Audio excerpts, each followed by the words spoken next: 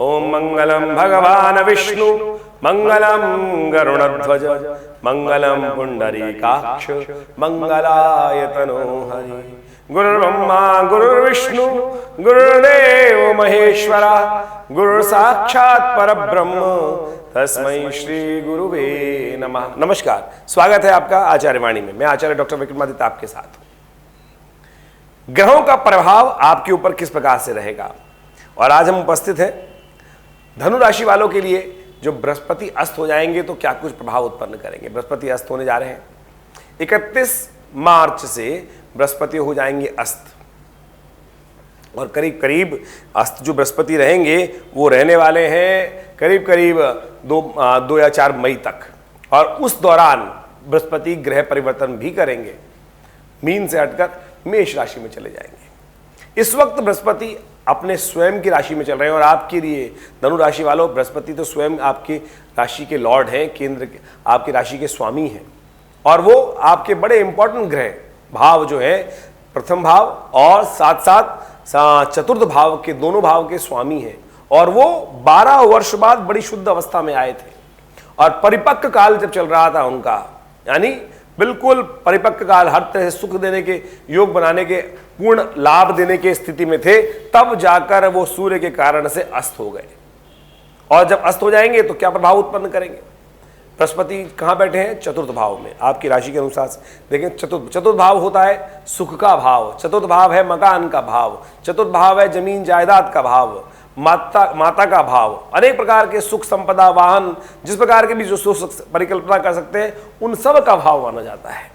और यहां पर बृहस्पति बड़ी शुभ स्थिति में, शुद्ध स्थिति में विराजमान थे, और अब समय था उनका परिपक्व काल, पूर्ण काल लाभ देने का। और देख भी कहा रहे थे सम्मान वाले भाव में, राज्य वाले भाव में, प्रमोशन वाले भाव में, इंपॉर्टेंट सफलता वाले भाव में, व्यावसायिक सफलता जिसको बोली जाती है ना, अंतिम में जो काम करते हैं, मेहनत करते हैं, उसका फल रिजल्ट वाले भाव में देख रहे थे, राज्य वाले भाव में देख रहे थे, सम्मान वाले भाव को देख रहे थे। वहां अस्त हो गए हैं। और साथ साथ 2 दृष्टियां और भी हैं आपके लिए। 2 दृष्टियां तो शुभ थी, लेकिन 2 दृष्टियां बृहस्पति की यहां पर वो कष्ट भी दे रही थी। वो मृत्यु भाव को देख रहे थे, बंधन वाले भाव को देख रहे थे, साथ साथ जुर्माने भी करा रहे थे। तो आप ये समझें कि आपके लिए कुछ अच्छा कुछ खराब हो गया है बृहस्पति के अस्त होने से। जहां पर कई योग बने तो अशुभ क्या हो, जो भाव को देख रहे थे, यानी अष्टम को और द्वादश भाव को भी देख रहे थे, जो जुर्माने का भाव है, नुकसान का भाव है, खर्चे का भाव है, पेनल्टी का भाव है, जुर्माने का इत्यादि के योग भाव है, उन सबको उन्होंने कम कर दिया। तो यानी आपके लिए तो 50-50% की स्थिति बन गई है बृहस्पति का। अब नेगेटिविटी को तो आप दूर कर सकते हैं, जो अशुभ प्रभाव हो रहा है यानी सुख पदार्पण का, उसके लिए तो उपाय करके बहुत बढ़िया तरीके से आप इस समय का उपयोग कर सकते हैं। तो आपके लिए तो इस बात को हमें समझना चाहिए कि कहां कहां उन्होंने देखा और किस प्रकार के भाव उन्होंने बृहस्पति ने उत्पन्न किए, तो कैसे आप उसको ठीक कर सकते हैं। तो आपके लिए 50-50% ठीक, 50% खराब। ऐसे में बृहस्पति का विशेष तौर पर एक बात ध्यान रखना पड़ेगा जब आपके बृहस्पति योग बना रहे हैं। ऐसे में एक बात का विशेष तौर पर आपको ध्यान रखें, बृहस्पति की अस्त हो जाने से आमतौर पे हम जो भी काम करते हैं, कई बार हम लॉटरी की तरह खेल खेलते हैं।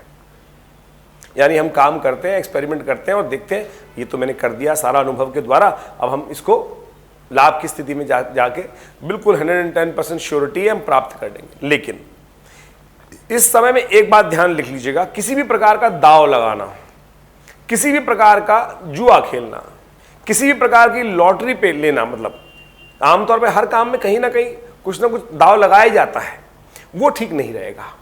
110% श्योरिटी जाओ, उसी भाव को आप करने का प्रयास करें। किसी भी तरह से भाग्य के ऊपर रिस्क लेने का आपके लिए इस समय में कार्य करना किसी प्रकार भी ठीक नहीं होगा।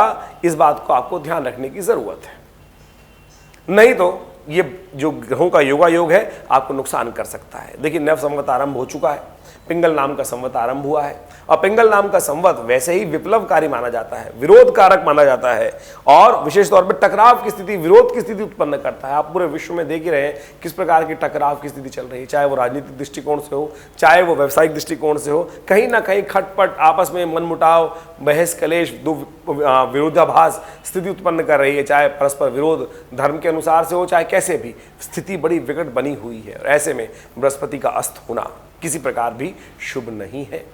और इस महीने में तो कई प्रकार के ग्रहों के योग जो बन रहे हैं, चाहे वो सूर्य राहु का एक साथ योग बनने जा रहा है, और खासतौर पर उसके लिए हम अलग से एक वीडियो बनाएंगे पूरी तरह से, और साथ साथ जो दूसरा बृहस्पति का सूर्य के साथ आ जाना, ये सब योग किसी प्रकार भी अच्छे नहीं दिखाई देते।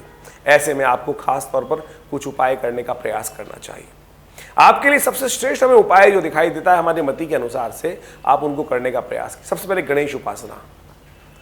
भगवान गणेश को नित्यप्रति दूर्वा अर्पित करें, भगवान गणेश को पीले पुष्प अर्पित करें, भगवान गणेश को मोदक अर्पित करें, बेसन के लड्डू बनाकर वो उनको अर्पित किए जाएं। ये उपाय आपके लिए बहुत श्रेष्ठ है हमारी बुद्धि के अनुसार। शासक कन्या पूजन, गाय को पालक डालना, ये आपकी राशि के अनुसार से हमें बड़ा श्रेष्ठ उपाय दिखाई देते हैं। धनु राशि वालों, ये छोटे छोटे उपाय हमने आपको बताए हैं। देखिए, कुछ बहुत लंबा समय तो है नहीं इन चीज़ों के अस्त्र के लिए।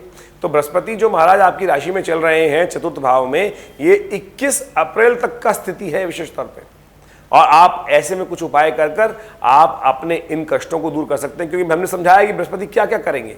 बृहस्पति यहाँ पर सुख में कमी ला देंगे, सम्मान में कमी लाने के योग बना सकते हैं, आपकी प्रमोशन कहीं ना कहीं जो बिल्कुल परिपक्व काल में थी, होने जा रही थी, उसमें रुक सकते हैं।